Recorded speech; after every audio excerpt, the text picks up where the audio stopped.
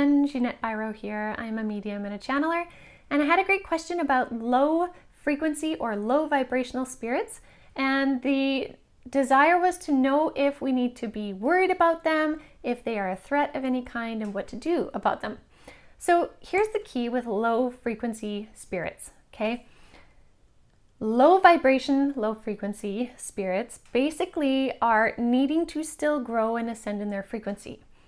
When they are in a low frequency, they have less of an ability to communicate.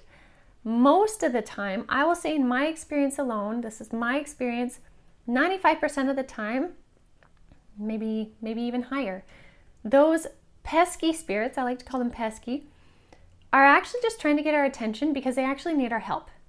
Now, that doesn't mean you have to be the person that helps them. If you don't know how, if you're not comfortable doing that, you don't have to. There are many other people on the planet that are very comfortable and very well versed in helping spirits either cross over, helping spirits raise their frequency to hold a higher frequency, maybe then cross over. If you don't want to do that, you can absolutely set a boundary. So first off, if that is your boundary and you come into contact with an energy, an entity, a spirit that makes you feel uncomfortable, you simply can put up a boundary saying, I do not wish to interact with you. My frequency is high. I send you love. No, thank you. Okay, that's your first thing. Second thing though is if you do feel a call to try and help them, like I said, most of the time they're actually just needing help. They need your help in either understanding something. Sometimes maybe they don't realize they've crossed. Sometimes maybe they just need someone to see them so they feel validated on the other side, and then they transform into who they are and they cross over and carry on. The greatest thing to remember with any low frequency energy, whether they are trying to truly be pesky or they need help, they play most easily on your energy of fear. Fear is an easy trigger for them to get our attention with, because within the basis of our being, we have this fight or flight system, right? It is this innate reaction we all have in the face of fear.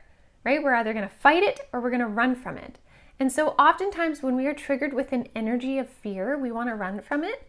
We will try and make it go away, distract ourselves through various means. Not often do we actually turn and look at what that is. So sometimes they will play on that and almost feel like they're following us around. And we can see that this is happening, but it's about us confronting it. We have to turn and look at it, see what it is, see what's going on there, or set that boundary. Because truly, if you are staying in your frequency, you're staying aligned with you, you do not need to interact with anything low vibe. You may recognize it, you may feel it come around, but then you can choose what you do. Just like if someone's coming to your door, you choose who you let into your home. You don't have to let everybody into your home just because they're knocking on your door. You can peek out the window, you can actually open it, talk to them, close it. You don't have to bring them into your home. So that same idea goes with lower energies. Now, if you are wanting to help that energy cross over, or even if you're wanting to just have that energy stop pestering you, one of the best, most simplest things you can do is when you feel that come on, first of all, turn and face it. And I say that more metaphorically, but don't run from it. Stop and face it. But face it from your heart space. Face it from an energy of knowing you are safe and sending it love. Like, you know those Care Bears where they have the big heart here and they stand there and they shine their heart energy there? That may sound a little bit silly, but truly, love transcends fear. Love is a higher frequency than fear. So when you stop and you look at that energy, or you focus your intent to that energy in a place of love, like I feel your frequency, I feel your chaos, I don't know how to help you, but what I am going to do is I'm going to send you a whole bunch of love. Sometimes that alone can totally transmute them. Other times that'll push them away because they want nothing to do with it. Your safe space and your ability to transmute comes from being in an energy of love. So what we have to do is consciously choose to stop running from the icky feeling, to face it in whichever way we can, and then give love from our being out.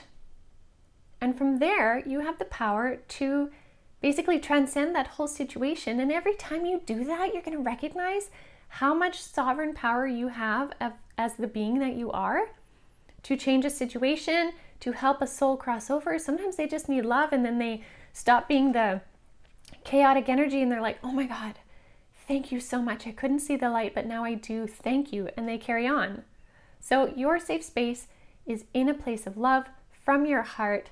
So I hope that helps you guys, give you a little bit of a rundown. I mean, I teach whole classes on this, so it's hard to condense it into 5.5 minutes, but that's your Coles Notes version for it. So I hope it helps. I hope it helps you feel more comfortable in any situation that you're in with energies that you can't necessarily see. You may see it, but if you don't and you feel it, you can transcend energies, whether they be of an entity, a stagnant energy in a room, a spirit, or even another human being who has a harsh energy and you're feeling it. Send them some love. Love transmute fear. I'll leave you with that, you guys. Have a beautiful rest of your day. Check out avalonspirit.com if you haven't already to expand your consciousness, and I will see you again soon.